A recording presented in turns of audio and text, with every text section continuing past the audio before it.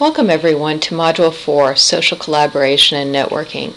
In this module, we will begin investigating the concept, history, and research associated with social network sites. We will also look at specific types of sites that facilitate social collaboration, such as wikis, microblogs, and virtual worlds. As you can see from the calendar, we are in week 7. In addition to the readings, you will also complete the online quiz and your second writer assignment. In the readings for this week, Dana Boyd, yes, she does not capitalize her name, and Nicole Ellison define the concept of social network sites and examine the history behind tools such as 6 Degrees, Friendster, MySpace, and Facebook. They also talk about social network sites based on interests, including Couchsurfing, Flickr, and Last.fm. In addition, Boyd and Ellison discuss the scholarship associated with these sites. Some of the research has investigated issues related to privacy, safety, and friending. This article only briefly mentions the use of social network sites by young people. If you are interested in teen use of social network sites, Boyd's research focus is on teens and social media. You can access additional information about her research on her website at www.dana.org. Microblogging is a social media tool that is gaining the attention of educators, including Ebner and his colleagues. Twitter is a common example of a microblogging tool.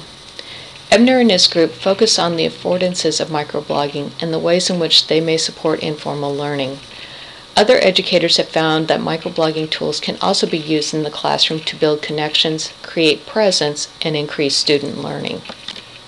When you hear the word wiki, one of the first sites that comes to mind might be Wikipedia.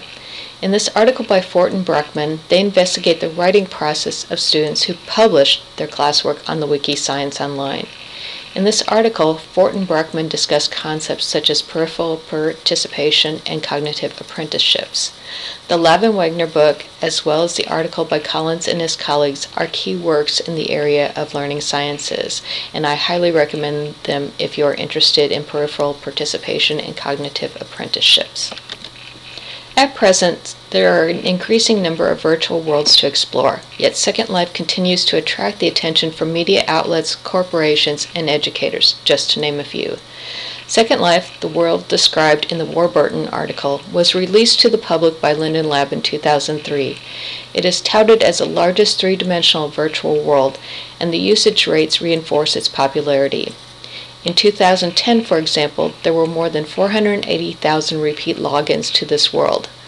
Further, the 2007 Horizon Report, a publication developed by the New Media Consortium and EDUCAUSE, reports that interest in virtual worlds such as Second Life is underway and growing. So for this week, you will review a Teaching with Twitter framework, watch videos featuring Clay Shirky, who has been described as a prominent thinker on the social and economic effects of Internet technologies, and Wikipedia co-founder Jimmy Wales.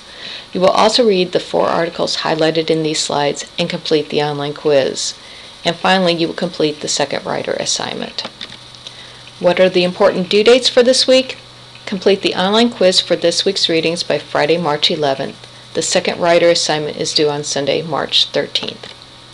Overall, the popular press touts the active use of social media by young people, a claim that is supported by a recent Pew report. More specifically, the latest ECAR study, the one we read earlier this semester, reports that the number of students using social networking sites continues to rise. In fact, 97% of the student participants responded that they use social media such as Facebook. In the classroom, research conducted by Robliar et al. Discovered that students are more open to using social media to support the classroom experience instead of email. Many of the social network sites we commonly hear about were not designed for educational purposes, yet educators have been appropriating them to enhance the teaching and learning process. The positives, negatives, and the potential of these tools are some of the topics we will investigate in this module. Have a great week, everyone. See you in D2L.